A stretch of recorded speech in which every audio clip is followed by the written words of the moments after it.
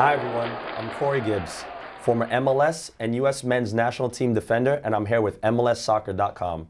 In this week's edition of Top 5, I'll be taking a look at the Week 1 performances of the 5 new coaches, and I'll be ranking them from worst to best on how I felt they performed. And unfortunately, at number 5, I had to go with Chivas USA's Schalise with the poorest performance. All night, they just seemed to be outcoached and outplayed by the Columbus Crew. With crafty skill play from Arrieta, Orduro, Eddie Gavin, and Higuain, it caused problems for Chivas USA's back line. I'm telling you, if they can't figure out this 3-man back line and get it sorted out properly, it's going to be a long season for Dan Kennedy in goal. With so many new faces to the roster, it's going to be interesting to see if Schalise can really succeed this season with Chivas USA. And sitting right on top of Chivas USA's Schalise, I have Toronto's Ryan Nelson ranked at number 4. Even though I know Ryan Nelson can turn this team around from last year, Week 1 was not a performance to remember. After watching them against Vancouver, my biggest concern was the center-back pairing. My experiences as a center-back, the biggest thing is that you need to be the rock of the team, and it didn't really show with OD and Caliph. With the play leading up to the Vancouver goal, a number of mistakes happened.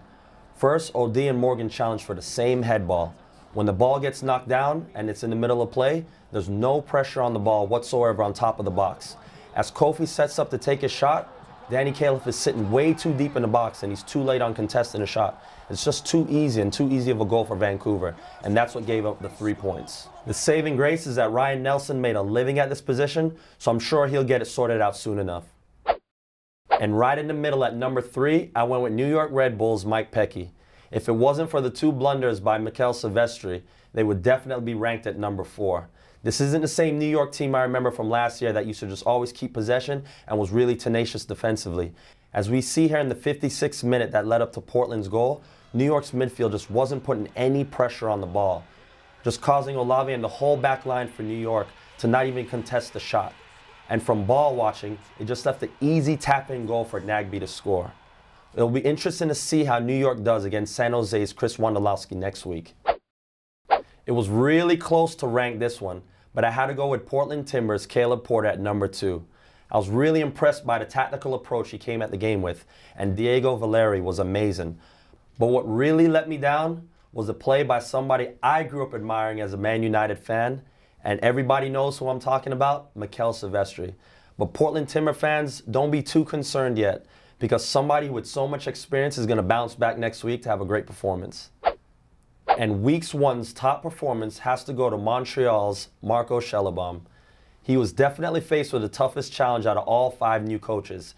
In my personal experiences playing in Seattle, it's one of the hardest places to play in terms of the weather, the turf, and the atmosphere.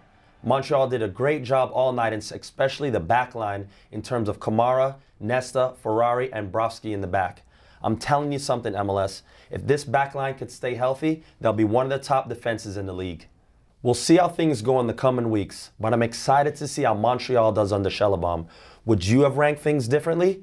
Leave your comments in the section below and tune in next week to MLSsoccer.com for the new Top 5 next Friday.